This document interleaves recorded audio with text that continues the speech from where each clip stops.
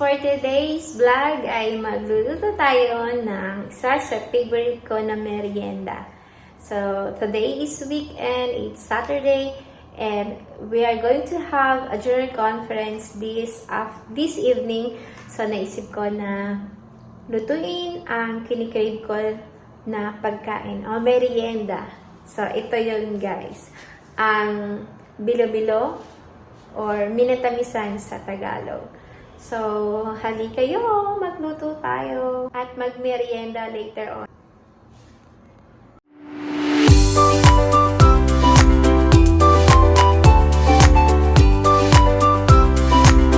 Of course, for our ingredients, ito yung mga kailangan natin sa ating lulutuin.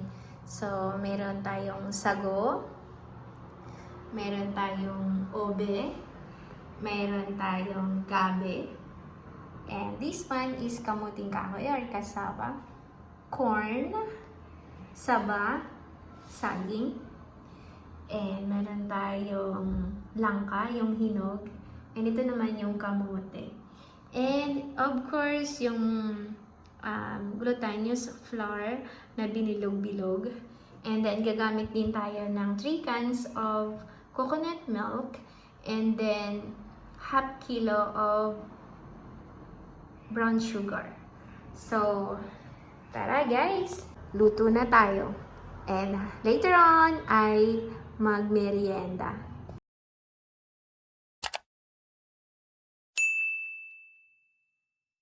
So, yan. To begin with, kailangan natin ng malaking kaldero at lalagay natin yung coconut milk and sugar. So, ito guys, lagay na natin yung 2 kinds of coconut milk.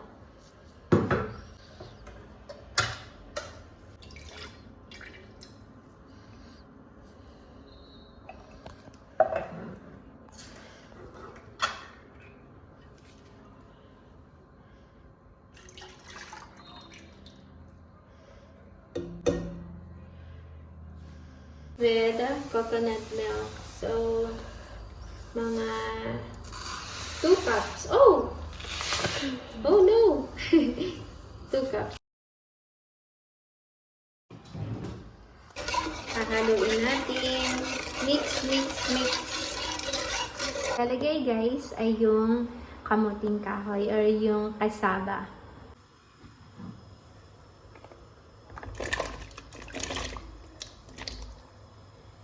Ayan.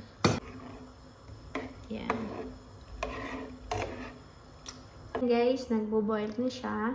So, this time naman ay ilalagay na natin yung obe. Okay?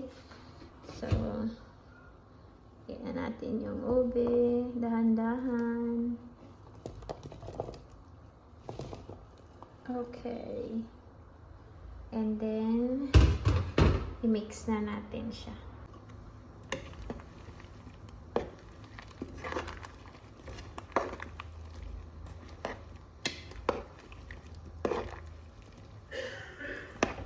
So, puno na yung kaldero natin. Marami pa tayong ilalagay.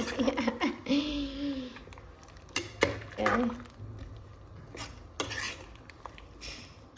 So, guys, next na ilalagay natin ay yung gabi. Yung gabi naman. Okay.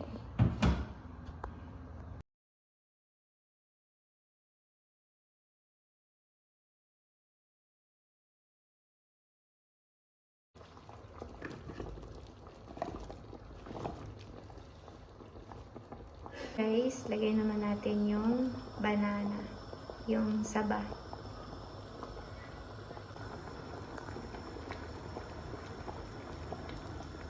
This one, banana, saba.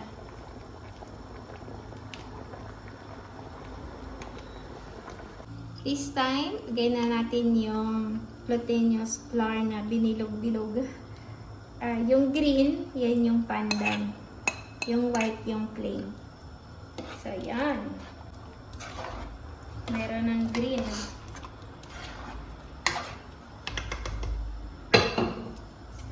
So, lagyan na din natin guys yung langka. Kasi luto naman na siya. Okay.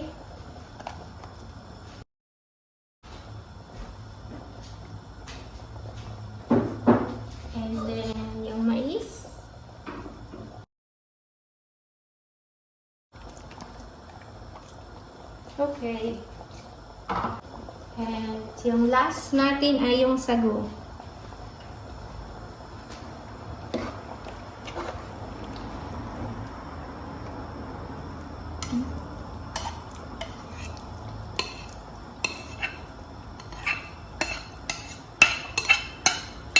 Yeah.